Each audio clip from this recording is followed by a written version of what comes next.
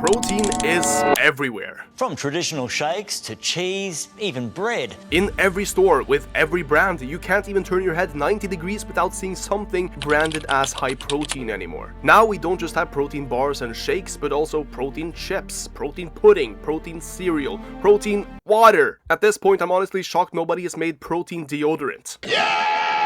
It seems that somewhere along the line, protein stopped being a macronutrient and instead became a trend which has spread itself across the world. Now you can't even walk past a single aisle in a grocery store without seeing things like a cookie with 5 grams of protein and 400 calories being marketed as high protein. We have become obsessed with this single macronutrient. But why? If a food doesn't have protein slapped on the front with bold letters, people act like it's nutritionally useless. So today I want to talk about how the protein industry took something genuinely important, turned it into a marketing weapon, and are now lying to you without you realizing, just like fake naturals. But you know how guys in the fitness world are always fishing for compliments? Oh, my physique isn't that good, I'm not that strong, my forehead isn't that vascular. Well, that aligns perfectly with today's video sponsor at Fishing Clash. Have you ever sat at home on a rest day thinking, dang, I wish I was out on the water just fishing and chilling, without actually having to leave the house? Fishing Clash is an immersive mobile fishing simulator where you can either kick back and relax or go full-on competitive mode, climbing leaderboards and reeling in fish larger than Andre Smive. You fish in real-world locations, collect and upgrade your gear, and compete in live events against players from all over the world. You can spend just a few minutes per day earning rewards and slowly building up your setup and super physiological rod. No, I mean fishing rod. Now, if you want a little head start, download Fishing Clash using the link in my description or the QR code on your screen right now. Once you're in the game, tap your profile icon right here, go to settings, promo code, and then enter my code, BACKGUY, and that'll instantly unlock a $20 value reward, including a unique avatar, completely free. So whether you're chilling in between sets, having a rest day, or just want something competitive that doesn't involve another PR attempt, Fishing Clash is an easy win. Download it today, drop the code, and I'll see you at the top of the leaderboard. Now back to the video. First of all, what even is protein?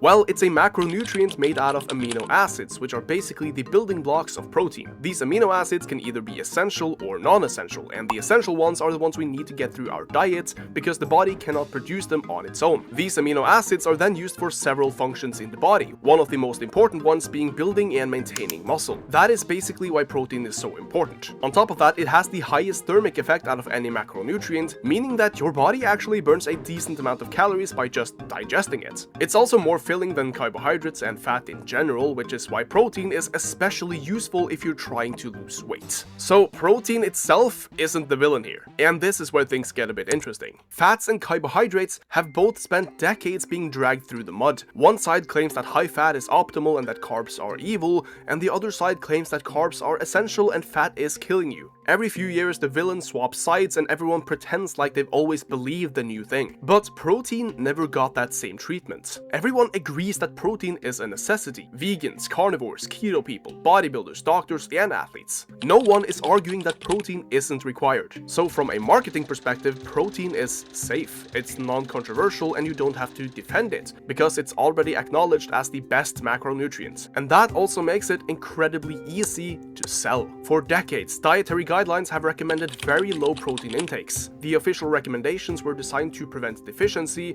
not just necessarily optimizing health or muscle gain. So the bar for what counted as high protein was already insanely low, with guidelines saying that anything over 20% of your daily recommendation was considered a high protein product. But if the daily recommendation was only 50 grams, then an item with 10 grams of protein per serving could get away with being branded as high protein, even though that's less than 40 grams of chicken breasts. So now you got the perfect storm. Protein is necessary, protein isn't controversial, and the threshold for calling something high protein is laughably low, which also makes it the easiest macronutrient in the world to exploit for profits. So why is this even a problem? Protein is healthy, right? Well, yes, in general, there's nothing wrong about protein itself, and honestly, many people don't actually eat enough of it. But here's where the actual problem begins. The term high protein is now being used as a marketing tool to increase the prices of regular food items, and at the same time, a lot of brands are straight up cutting corners behind the scenes. It's one thing to take regular cheese, call it high protein cheese, and then jack up the price even though the cheese was already high in protein, or how brands market an item as high protein because it was simply higher than the original, which barely had any to begin with. That's scummy enough. But it's another thing to entirely sell a protein supplement that doesn't actually contain the kind of protein you think it does.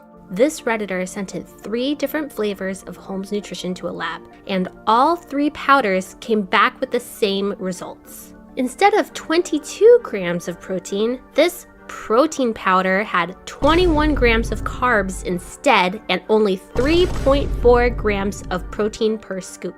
Some of you might already be aware of this, but in the protein industry, a lot of brands have over the years done something called collagen spiking. This is when brands add cheaper, lower quality protein sources like collagen to their products to inflate the protein content on the label while lowering the product's cost. On paper, this looks great. Oh, now it's high protein, now it's a lot cheaper, but in reality, it's just a worse product. Collagen isn't useless, but it's not a good protein source for muscle growth. It lacks several essential amino acids and, in best case scenarios, has very minor effects on skin and connective tissue. But it's very cheap, and during the protein craze, that is all that matters. So a few brands market their products as the best cost to protein ratio on the shelf, when in reality it's just bogus. And no, they're technically not lying, they're just not telling you the full story and being disingenuous. And this is where people can get really screwed over, because protein isn't just protein. For muscle growth, what really matters isn't the total protein intake on its own, it's whether or not that protein contains enough essential amino acids, especially leucine, which is basically the on switch for muscle protein synthesis. You can eat 30 grams of protein, but if that protein doesn't hit a required amino acid threshold, your muscles don't get much of a benefit. So things like whey protein, milk, eggs, meat, they're all great. Even vegan sources like soy are very solid, but collagen, not so much. And even peanut butter, which has been branded as high protein, is even worse, as the amount of leucine you actually get from 100 grams is negligible. And you also consume a ton of fat in the process, making the effective protein to calorie ratio incredibly poor. Protein content is usually measured through nitrogen content. So if you add in something high in nitrogen, like collagen, lab testing still counts it as protein.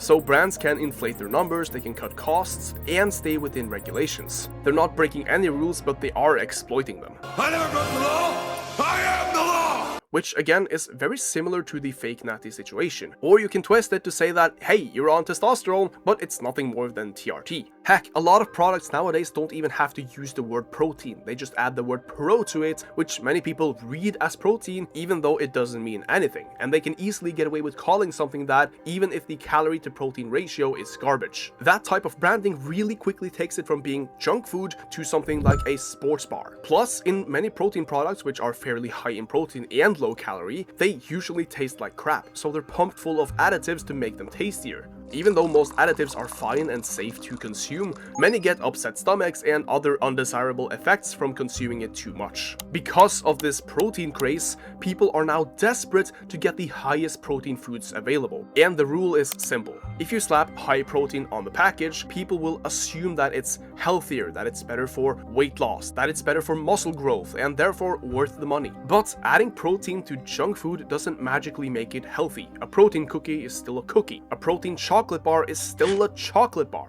And for people struggling with weight loss, these products aren't necessarily better options. They often contain the same calories as the original, just at a higher price point. So people eat more of them because they can justify it to themselves that it's healthier, and then wonder why nothing is changing. But hey, it says protein, so it must be elite, it must be healthy, right?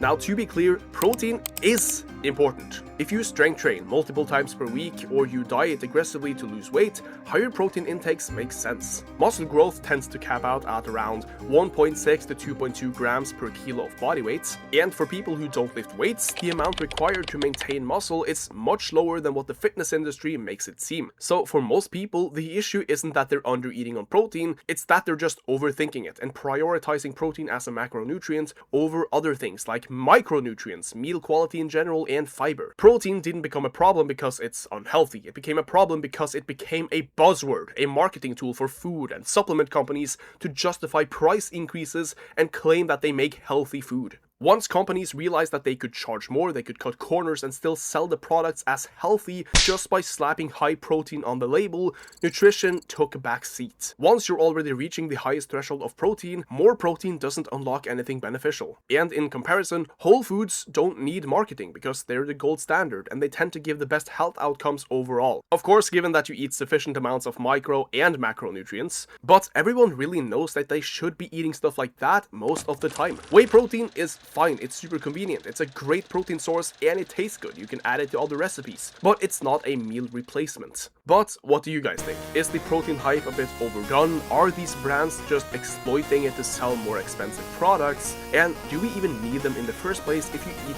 decently healthy already? Let me know down below in the comments what you guys think and what videos I should cover next. And if you want coaching for fat loss, muscle and strength gain by me and my team, check out the form linked in the description.